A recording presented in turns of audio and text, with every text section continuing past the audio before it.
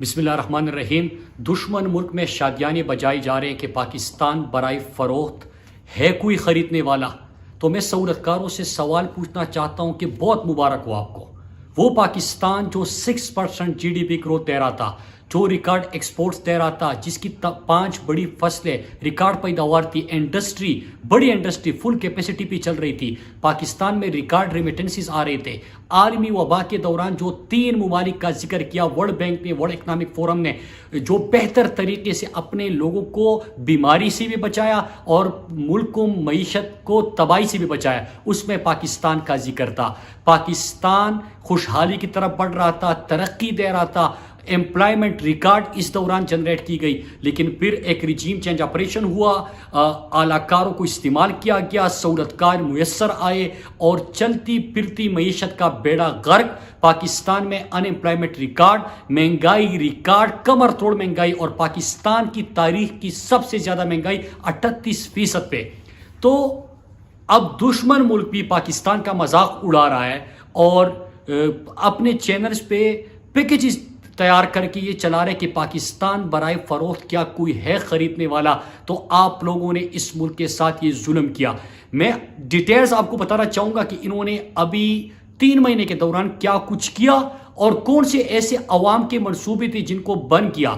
لیکن اس سے پہلے کل ایک ویڈیو آپ نے دیکھی ہوگی کہ جو شوباز ہے ٹی ٹی والا شہباز شریف، اس کو انسٹرکشن ملتی ہے کہ سر کیمرہ آن ہے، اور پھر اس کے بعد وہ شوبازیاں شروع کر دیتا ہے، ڈرامے کرتا ہے۔ اس وقت جب 120 لوگوں کی اموات سیلاب کی وجہ سے بلوچستان میں ہو چکی ہے، ان میں نہ احساس ہے نہ لوگوں کی فکر ہے، بلکہ احساس اور فکر تو چھوڑے، انہوں نے ایک اور اعلان کر دیا۔ جب سیلاب کی تصویریں اور ویڈیوز موصول ہو رہی تھی، جب سوشل میڈیا پہ پورا پاکستان امپورٹڈ حکومت کی ضمیر کو کنگالنے کی، جگانے کی کوشش کر رہا تھا، اس وقت انہوں نے فیصلہ کیا کہ ڈی چوک پہ ایک کنسرن کا انعقاد کیا جائے گا، جو پاکستانی قوم کے پیسے سے یہاں پہ موسیقی کا پروگرام ہوگا اور آزادی کے نام پہ، کیونکہ ان کے جلسے میں لوگ نہیں آ رہے، ان کو عوام دھتکار رہے، لہٰذا اس قسم کا پروگرام کیا جائے۔ لیکن پاکستانی غیرت مند قوم نے، خوددار قوم نے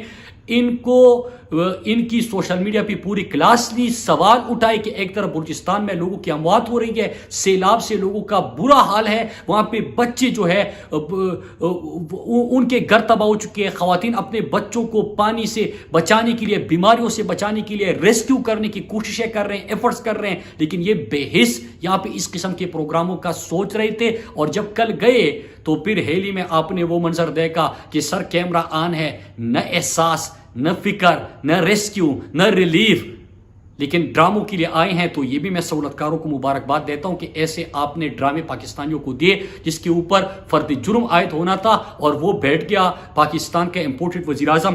اب میں آپ کو جلدی ان چیزوں کا ذکر کرتا چلوں، لیکن آپ دیکھ رہے ہیں کہ چاہے امپورٹڈ وزیر اعظم ہو، چاہے ان کا امپورٹڈ وزیر خزانہ ہو، ایک ہی بحث کر رہے شوکت خانم کے اوپر، شوکت خانم اسپتال کے اوپر الزامات کی برمار، اس کے خلاف پریس کانفرنسز۔ بے شرمو، آپ نے پاکستان کی معیشت کا بیڑا غرق کر دیا، بے شرمو آپ لوگوں نے پاکستان کے عوام کا جینا مشکل کر دیا، لیکن اس شوکت خانم کے اوپر آپ سوال اٹھا رہے ہیں جس میں پاکستان کے لاکھوں لوگوں کا مفت اور بہترین علاج کر سکتے ہیں۔ شرم نہیں آئی آپ کو؟ 35 سال حکومتوں میں رہنے کے باوجود آپ ایک ایسا اسپتال نہیں بنا سکتے۔ شوکت خانم آج پورے پاکستان میں ایک ماڈل ہے، دنیا اس کو ISO سرٹیفکیشن اس کی ہو چکی ہے، دنیا اس ادارے کو تسلیم کرتی ہے۔ وہ پاکستانی قوم کے تعاون سے، عمران خان کی ایمانداری اور اس کی صداقت کی وجہ سے، اس کی محنت کی وجہ سے وہ ادارہ چل رہا ہے۔ ایک عام بندہ، ایک غریب کسی دیہات میں جائے، جس شخص نے شوکت خانم میں اپنا علاج کیا ہو، مفت علاج کیا ہو، وہ بھی کینسر کا، کہ لاکھوں روپے کے علاج کے اوپر لگتے ہیں، ایک انجیکشن لاکھوں روپے کا لگتا ہے، جتنی مہنگی اس کی دوائیاں ہوتی ہے، اس کے اوپر تو آپ نے حکومتوں میں رہ کے کچھ نہیں کیا۔ عمران خان نے حکومت میں آنے سے پہلے یہ ادارہ بنایا، بلکہ ایک شوکت خانم سے آغاز ہوا تھا، پھر پشاور میں شوکت خانم کا ادارہ اس وقت کام کر رہا ہے، وہ اسپتال بن چکا ہے، اور کراچی میں جو اسپتال بننے جا رہا ہے وہ بھی اپنے آپ یہ کہہ لیں کہ آخری مراحل میں، اور وہ اسپتال بھی جلد اس کے اوپر وہ بھی لوگوں کی خدمت میں مصروف ہو جائے گا۔ لیکن اگر عام پاکستانیوں کو مفت اور بہترین علاج مل رہا ہے، کینسر کا علاج ہو رہا ہے جس سے لوگوں کو وہ تڑپ جاتے ہیں، وہ لوگوں کے پاس وہ اخراجات پورا کرنے کے پیسے نہیں ہوتے. اگر عوام کے ساتھ آپ کتنا ظلم کرو گے؟ آپ عوام سے وہ ادارہ بھی چیننا چاہتے ہو، اس کے اوپر سوال اٹھانا چاہتے ہو. قوم نے ہمیشہ آپ کے الزامات کو، چاہے وہ خواجہ آصف نے الزامات لگائے، چاہے وہ ایفیڈرین نے لگائے، جس نے بھی لگائے، قوم نے اس کے اوپر ریئیکٹ بھی کیا. وہ ادارہ مزید بہتر چلا اور یہ ادارہ انشاءاللہ ہمیشہ رہے گا، اس پاکستانی قوم کی خدمت میں مصروف رہے گا. اور یہی پہ آپ ہار چکے ہو کہ آپ کو کچھ بھی نہیں ملا. 4 سال تک عمران خان حکومت میں رہے، آپ کوئی سوال ان کے اوپر نہیں اٹھا سکتے، کیونکہ ایک بندہ اپنے ذاتی گھر میں رہ رہا تھا، اس نے کوئی کیمپ آفیسز نہیں بنائے تھے. وہ اگر باہر دورے بھی کرتا تھا تو جو دورہ آپ $13 لاکھ پہ کرتے تھے، عمران خان وہ دورہ $35-40 ہزار پہ کر کے آ جاتا تھا اور پاکستان کی اور اسلام کی بہتر نمائندگی بھی کرتے تھے. لیکن آپ نے یہاں پہ کچھ بھی جب نہیں ملا تو روزانہ ایک شوشہ چھوڑ دو، پھر کبھی پارٹی کے اوپر سوال کرو، پھر کبھی شوکت خانم کو موردی الزام ٹھہراؤ یا اس کے اوپر ٹارگٹ کرو، کمپین چلاؤ، پروپیگنڈا کرو. ہمیشہ آپ کو اس میں شکست ہوئی ہے اور اب بھی ہوگی. لیکن لوگوں کے ساتھ کب تک یہ ظلم کہ جو لوگوں کا سہارا بنا ہوا ہے، وہ ہر دکھیاری کی ماں ہے شوکت خانم، آپ اس کے اوپر الزام لگا رہے ہو. اور نہ صرف انہوں نے یہ کیا، اور آج ان کی پرائرٹیز آپ دیکھیں کہ الزامات لگا رہے شوکت خانم کے اوپر، لیکن عوام کے اوپر اور عام جو سازش کے ذریعے آئے تھے اور پاکستان کی معیشت کا بیڑا غرق کر دیا، اس کی طرف توجہ نہیں. عوام سے اور غریب سے ان کی دشمنی صرف شوکت خانم سے آپ کو نظر نہیں آئے گی. جس دن یہ حکومت میں آئی، آپ کو یاد ہوگا کہ پہلے دن خبر آئی کہ پناہ گاہیں بند کر دو، صحت انصاف کارڈ پنجاب میں بند کر دو، صحت انصاف کارڈ فاٹا ضمشدہ اضلاع میں بند کر دو، پھر آپ نے لنگر خانے بند کر دو. احساس پروگرام جو 12,000 فی خاندان عمران خان دیتے تھے، اور احساس کے بینر تلے 100 سے زیادہ پروگراموں کا آغاز ہوا، جس میں جو غذائی قلت کے شکار بچوں کے لیے ہے، تعلیمی وظائف کے لیے ہے، پھر اس میں جو کوئی بھوکا نہ سوئے پروگرام کے تحت، اس طرح مختلف پروگرام اس میں تھے، ان کو بند بھی کر دیا گیا یا روک دیا گیا. تو عوام کے ساتھ، غریب کے ساتھ ان کی دشمنی ہمیشہ آپ کے سامنے ہیں. لیکن دوسری طرف جس دن حکومت میں امپورٹڈ وزیر اعظم بنا اور امپورٹڈ حکومت بنی، پہلے دن حکم آتا ہے کہ جتنے بھی گھر تھے کہ شہباز شریف کے شریف خاندان کے ذاتی گھر، ان کو کیمپ آفیسز ڈکلیئر کر دو. مطلب یہ کہ اس کے اوپر جتنے بھی اخراجات ہوں گے وہ پاکستانی قوم اپنی جیب سے ادا کریں گے. ان کی میٹنگز، ان کے قیام و طعام، ان کی سیکیورٹی، اس کا پروٹوکول، اس کے اخراجات، یہ کون ادا کرے گا؟ پاکستانی قوم ادا کرے گی. صحت انصاف کارڈ بند کر دو، احساس بند کر دو، لنگر خانے بند کر دو، کوئی بھوکا نہ سوئی پروگرام بند کر دو، احساس بند کر دو، شوکت خانم اسپتال کو ٹارگٹ کر دو، لیکن اپنے عیاشی کے لیے تمام ذاتی گھروں کو کیمپ آفیسز بنا دو.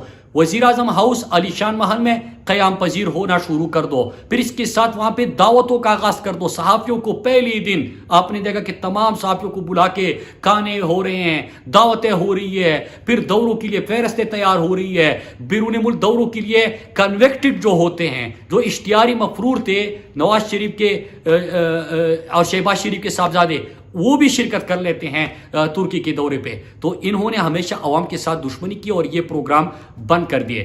پھر اس کے ساتھ ساتھ انہوں نے کیا کیا کہ گلگت بلتستان کا بجٹ کٹ کر دیا، بند کر کٹوتی کر دی. ضمشدہ اضلاع کے بجٹ پہ بہت بڑی کٹوتی کر دی. آزاد کشمیر کے بجٹ میں کٹوتی کر دی. بلوچستان پیکج کو سست روی کا شکار بنا دیا. صحت انصاف کارڈ بند کر دیا. لنگر خانے پروگرام بند کر دیے. احساس پروگرام بند کر دیا اور اپنے عیاشوں کے کام شروع ہو گئے. اور انہوں نے کیا کیا؟ کون سے انہوں نے کام کیے؟ پہلی چیز کہ انہوں نے پیٹرول اور ڈیزل کی قیمتوں میں پاکستان کی تاریخ میں سب سے زیادہ اضافہ ہوا. اور آج جو میں مہنگائی کے اوپر بات کر رہا ہوں وہ میں کیوں کر رہا ہوں؟ کیونکہ ابھی جتنے بھی پاکستانیوں سے ہم ملتے ہیں، مسلسل پنجاب کا الیکشن تھا، کراچی کے الیکشن کی وزٹ پہ، اور باقی اپنے حلقوں میں، علاقوں میں لوگوں سے ملتے ہیں. لوگ کہہ رہے ہیں کہ یہ بار بار ہم سن رہے ہیں کہ پاکستان ڈیفالٹ ہونے جا رہا ہے. اللہ پاکستان کو ڈیفالٹ ہونے سے بچائے، لیکن قوم کو تو انہوں نے ڈیفالٹ کر ہی دیا کہ اب تو ہم میں سختی نہیں ہے، طاقت ہی نہیں ہے کہ ہم بجلی کی بل ادا کریں. آلریڈی ہم ریکویسٹ بھیج چکے ہیں پوری حکومت کے آتی ہی کہ یہ قسطوں میں بل دے دیں گے، لیکن اب تو قسطوں میں بھی رہنے کے قابل نہیں ہوئے، قسطوں میں بھی بل ادا نہیں کر سکتے، کیونکہ 100% سے زیادہ انہوں نے بجلی کی بلوں میں اضافہ کر دیا. اور فیول پرائس ایڈجسٹمنٹ جب آتا ہے تو آسمان کو بل چھو دیتے ہیں. اگر آپ کے گھر میں ایک پنکھا اور ایک بلب بھی جل رہا ہے تو آپ کو ہزاروں روپے دینے پڑیں گے. انہوں نے पेट्रोल और डीजल की कीमतों में रिकॉर्ड इजाफा कर दिया, रिकॉर्ड इजाफा। रुपए की कदर में रिकॉर्ड कमी हुई, डॉलर 238.40 तक पहुंच गया डॉलर। पाकिस्तान की रुपए की कदर में रिकॉर्ड कमी आ गई। फिर इसके साथ साथ गंदम, आटा, दाल, चावल, ये रिकॉर्ड इसकी महंगाई हो गई 38%। इनका खुद हफ्तावार जो रिपोर्ट है वो बता रही है कि महंगाई पहुंच गई है, लेकिन इमरान खान के दौर में 16% से नीचे थी, 38% तक वो पहुंच चुकी है। तो कौम तो अब ये मजीद बर्दाश्त नहीं कर सकती।